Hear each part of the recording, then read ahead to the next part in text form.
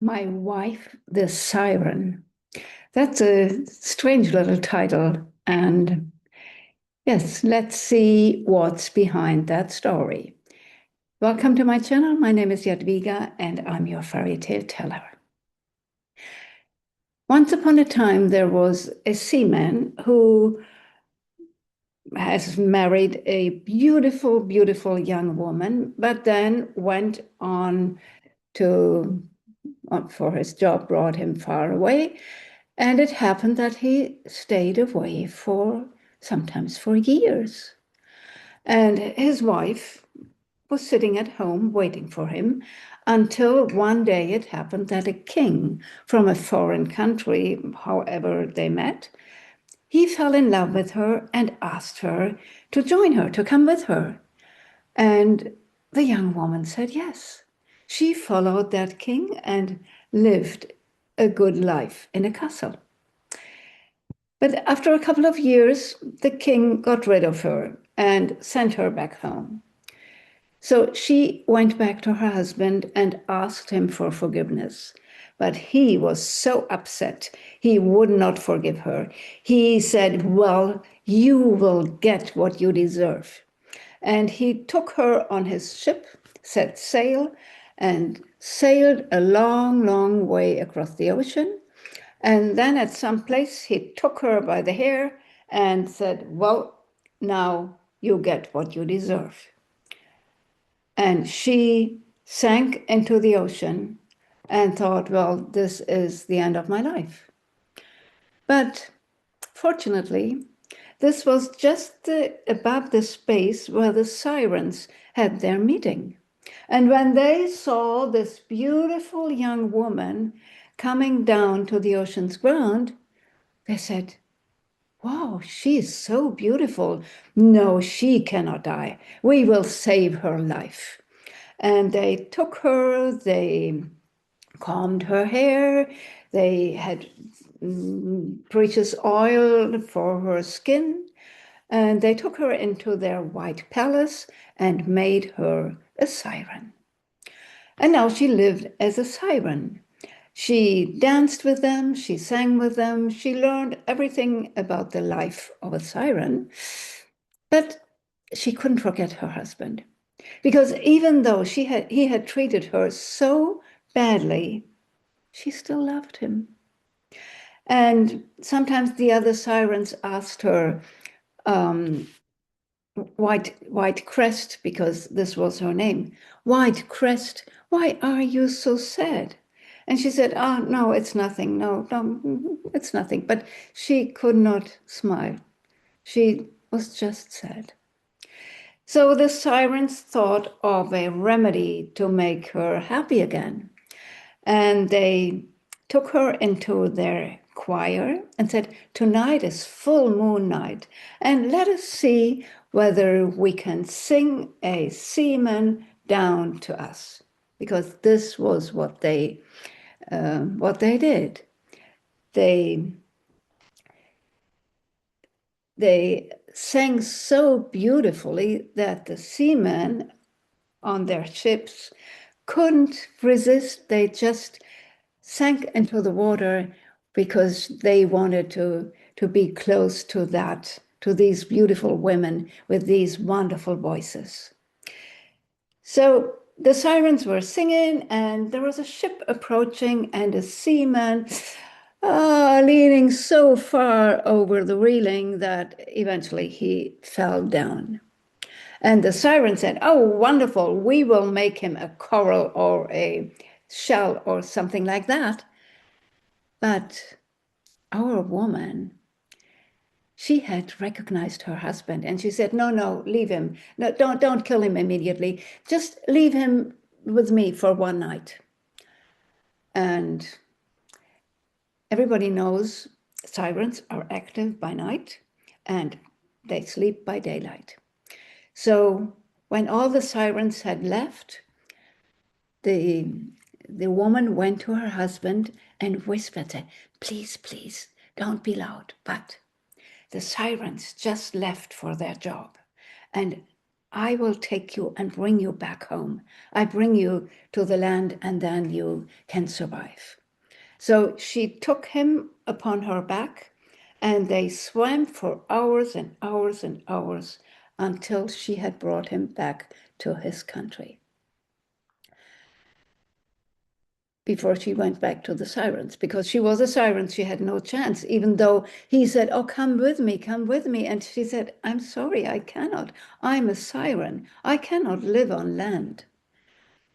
So he was rescued, but he didn't feel happy. Yes, he had regained his life, but he had realized that his wife, even though he had killed her, she had saved his life. And he realized that he loved her. He still loved her so much. He wanted to have her back. And one day he was walking through a forest and without knowing, just sitting down by the place where the elves usually gather. And he heard a voice, what are you doing here? Why do you look so devastated? And there was an old woman beside him, and he told her the whole story. And she said, oh, you can have your wife back here on land. You just have to bring us the flower, and it's called the most beautiful. This flower is in the white palace of the Sirens. If you bring that flower here, your wife will be with you, and she will no longer be a Siren. Well, he said, how can I get the flower from that palace on the ground of the sea? And she said, well, if you want your wife back, you will find a way. And so he set sail again, came to the place where his wife and the other Sirens lived, called her until she appeared and said, what's the matter? And he said, well, I want you back, but I need that flower that is called the most beautiful from the palace on the ground of the sea, from the palace of the Sirens. And then when I bring that back to the elves, then you will be saved, you will be rescued, you can live with me again. And his wife said, I cannot do that. How should I do that? Because that flower, the Sirens have stolen this flower from the elves. And when this flower goes back to the elves, all the Sirens will die and I will die too. No, he said, you won't. You come with me. You are free. You are a woman again. So she thought for a little while and then she said, well, the Sirens love jewelry. They love it more than anything. Go home, sell all of your belongings and buy precious jewelry for that.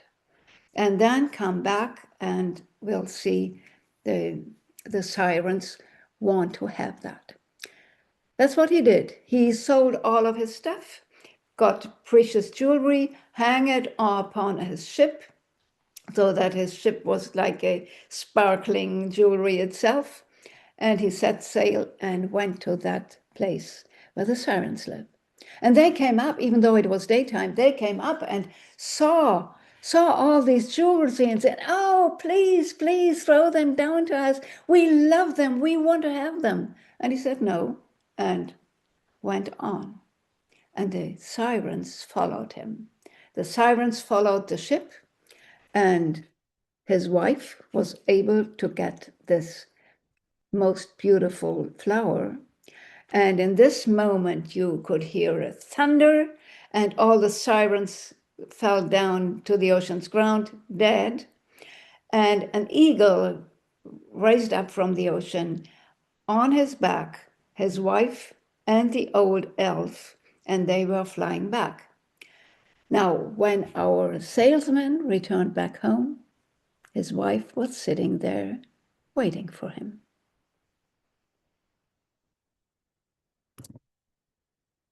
Well, when I read this story, I thought, how can a young man expect his wife, his young and beautiful wife, to be faithful for years without even knowing whether he's still alive or whether he will ever return or whether maybe he has found another love. Because there was no cell phone, no telephone,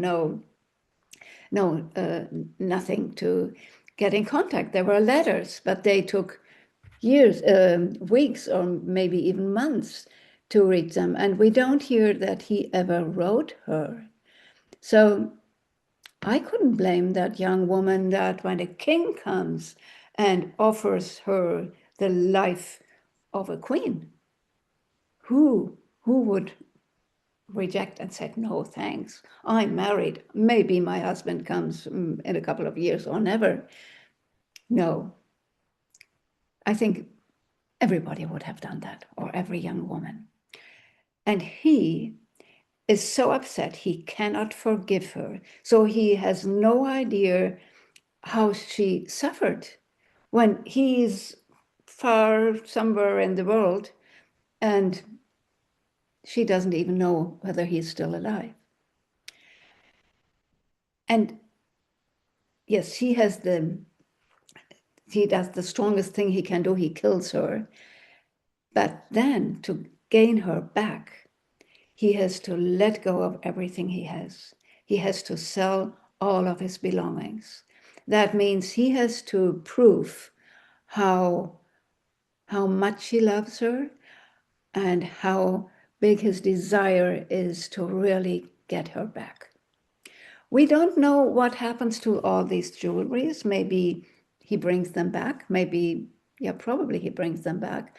So they might be rich still, but in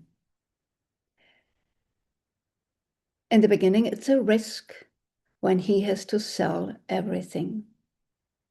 And that he has done that shows that he really regret what he has done and that he really loved her and really wanted her back. Yeah, I hope you like this little story. Give me a thumb, give me a comment, subscribe to my channel, and hope to see you next time. Bye.